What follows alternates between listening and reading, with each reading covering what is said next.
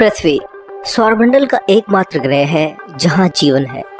8 अरब मानव और अरबों तरह की प्रजातियां इस ग्रह पर रहती हैं, जो सचमुच हैरान कर देता है। आज तक कोई भी ग्रह हमें ऐसा नहीं मिला है जो हमारे ग्रह यानी पृथ्वी की तरह जीवन को पनपने का अवसर दे। 6000 से ज्यादा ग्रह खोजने के बाद भी जीवन केवल पृथ्वी पर ही है। 12,742 किलोमीटर चौड़ा यह ग्रह हमारे सौरमंडल का सबसे विशाल रॉकी प्लैनेट है, और वहीं पर बृहस्पति यानी जुपिटर हमारे सौरमंडल का सबसे विशाल गैसीय ग्रह है। सभी ग्रहों में इसका आकार बहुत विशाल है। इसमें 1300 पृथ्वी जैसे ग्रह समा सकते हैं, जो सच में हैरान कर देता है। पर इतना विशाल होने के बाद भी यह ब्रह्मांड में कहीं नहीं टिकता है। इसके आकार और मास की तुलना अगर हम अपने सूर्य से करें तो ये उसके सामने कहीं भी नहीं टिक सकता है। 14 लाख किलोमीटर में फैला सूर्य एक विशाल तारा है। इसके अंदर 13 लाख से भी ज्यादा पृथ्वियां समा सकती हैं। और इतना ही नहीं, पूरे सौरमंडल जिसमें 8 ग्रह और कई चंद्रमा हैं और करोड़ों छोटे और बड़े एस्ट्रॉयड हैं, सभी इसके मास के सामने कुछ नहीं है। यानी पूरे सोलर सिस्टम का 99.8% मास सूर्य में ही समाहित है, जो सचमुच हैरान कर देता है।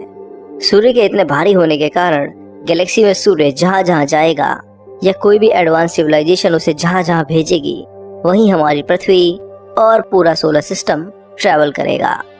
कुल मायनों में हम सूर्य से अलग कभी नहीं हो सकते हैं। ब्रह्मांड में सूर्य जैसे 1 सेप्टेलियन तारे हैं, यानी एक के पीछे 24 जीरो लगा दो, इतने तारे।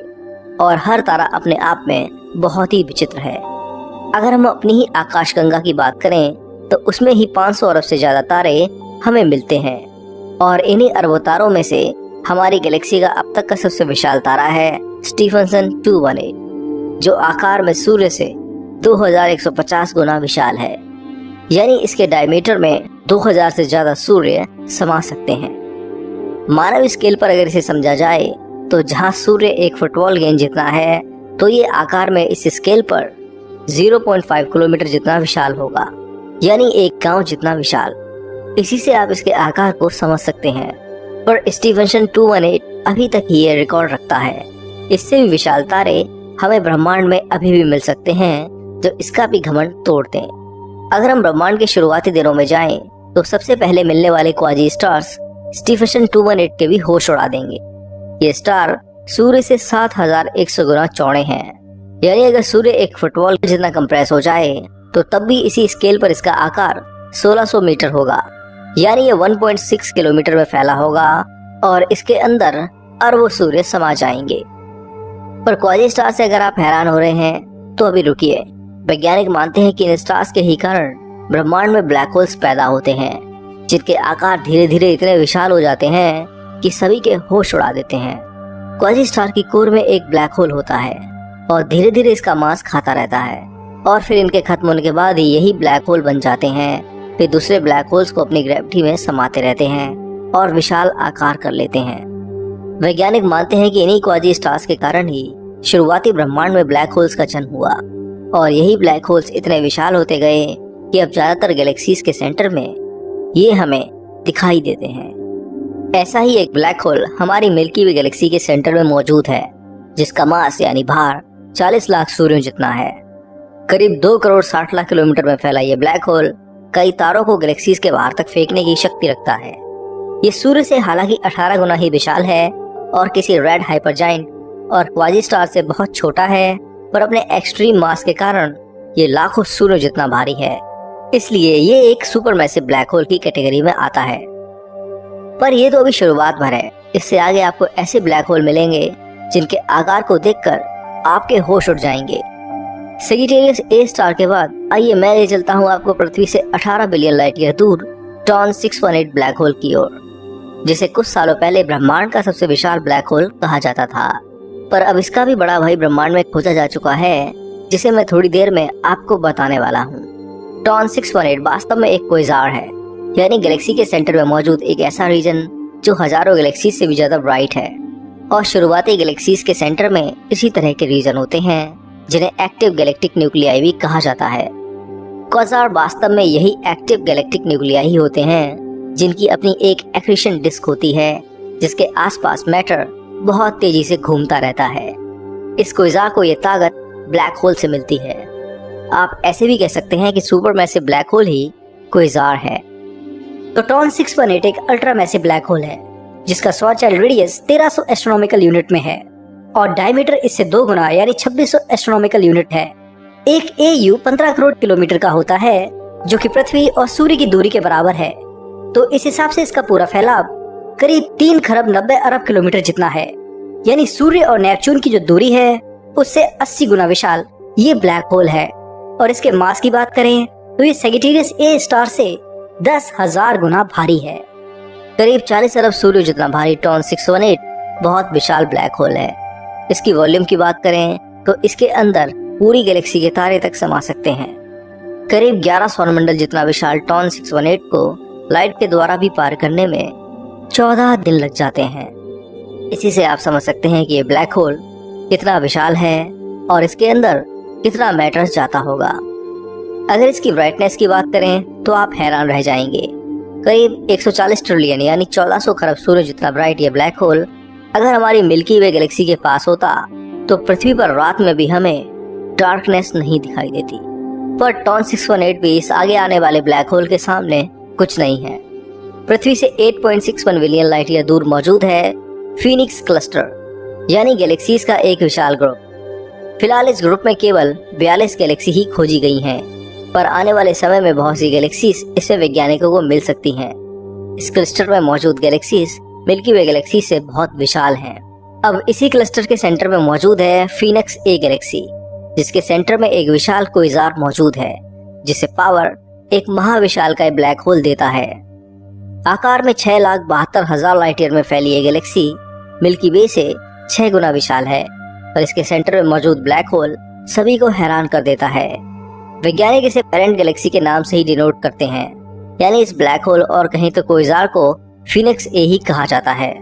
आइए अब इस महाविशालकाय ब्लैक होल के आकार के बारे में जान लेते हैं। करीब 3,900 एस्ट्रोनॉमिकल यूनिट और कहीं तो 5 खरब और 85 अरब किलोमीटर में फैला हुआ ये ब्लैक होल अपने अंदर 17 सोलर सिस्टम को समा सकता है। टॉन 618 से भी 1.5 गुना ज्यादा फैलाव वैज्ञानिकों को भी हैरान कर देता है, क्योंकि ब्रह्मांड के नियमों के हिसाब से इतना विशाल ब्लैक होल होना संभव नहीं है। पर ब्रह्मांड खुद रहस्यों से भरा हुआ है, तो ये ब्लैक होल भी हमें चकित कर देता है। इसकी चौड़ाई बहुत ज्यादा है। अगर इसके अंदर एक लाइन में पृथ्वी जैसे ग्रह रखे जाएं और इसे नापा जाए तो इसके डायमीटर को कंपेयर करने में ही हमें 4,57,00,000 पृथ्वी चाहिए, तभी हम इसकी चौड़ाई का पार पा सकेंगे। और अगर आप इसे मिल्की वे के black hole Sagittarius A star से नापना चाहते हैं तो इसे नापने में ही आपको 22,500 इसी तरीके के ब्लैक होल एक लाइन में लगाने होंगे, तभी आप इसके असीमित आकार को समझ सकोगे। ये सच में बहुत विशाल है, पर इससे भी ज्यादा हैरान करने वाली बात तो इसका मास है। ये ब्लैक होल कई गैलेक्सी से भी ज्यादा भारी है। करीब 100 अरब सूर्यों से भी ज्यादा भारी ये ब्लैक होल हमारी गैलेक्सी के मास का 10% है, यानी पूरी गैलेक्सी के 10वें हिस्से में जितने भी तारे और डार्क मैटर हैं उन सभी का मास भी इस ब्लैक होल के मास के सामने बहुत कम है। वहीं अगर बात करें मिल्की वे की दूसरी पड़ोसी गैलेक्सी ट्रायंगुलम की, तो ये ब्लैक होल जो आकार में केवल 0.062 लाइट ईयर जितना विशाल है, 61,000 लाइट ईयर में फैली ट्रायंगुलम गैलेक्सी से भी 2 गुना ज्यादा भारी है। सोचिए, एक ब्लैक होल गैलेक्सी से भी ज्यादा भारी ब्रह्मांड में कितना हैरान कर देता है।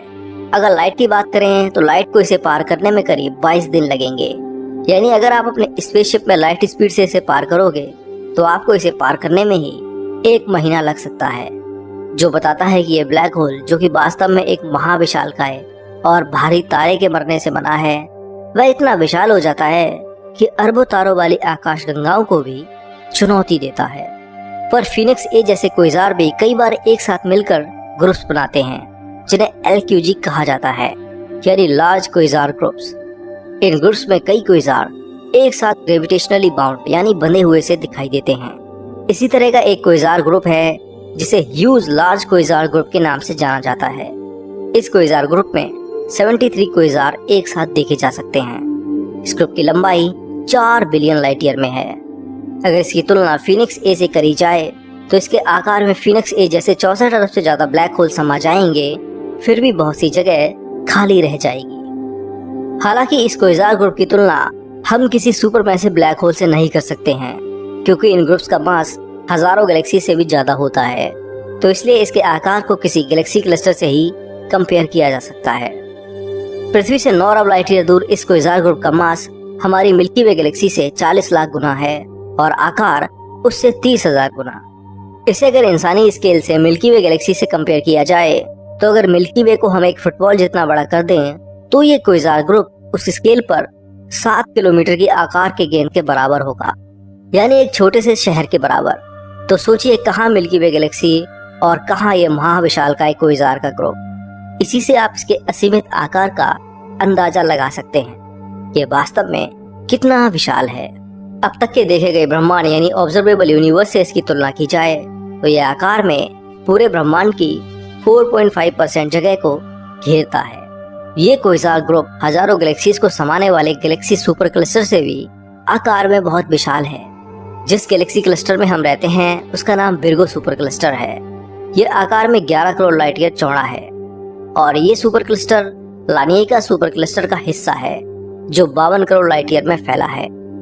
इस लानिका सुपर क्लस्टर में 1.5 लाख से ज्यादा गैलेक्सीज हैं, पर ये भी हमारे ह्यूज लार्ज क्वेज़ार ग्रुप के सामने कुछ नहीं है। इस क्वेज़ार ग्रुप में मौजूद गैलेक्सीज मिल्की वे से भी बहुत ज्यादा विशाल हैं और इनके सुपर मैसिव ब्लैक होल शायद फीनिक्स ए से भी विशाल हों, पर फिलहाल हमारे पास इसका कोई ठोस डेटा मौजूद नहीं है। आकार में इस क्वेज़ार ग्रुप की टक्कर केवल और केवल गैलेक्सी फिलामेंट ही ले सकते हैं, जो कि विशालकाय सुपर क्लस्टर का ग्रुप होते हैं। इन फिलामेंट्स में हमारी मिल्की वे गैलेक्सी और एंड्रोमेडा ऐसे जुड़ी रहती हैं जैसे किसी विशालकाय जाल में एक छोटा सा पार्टिकल हो।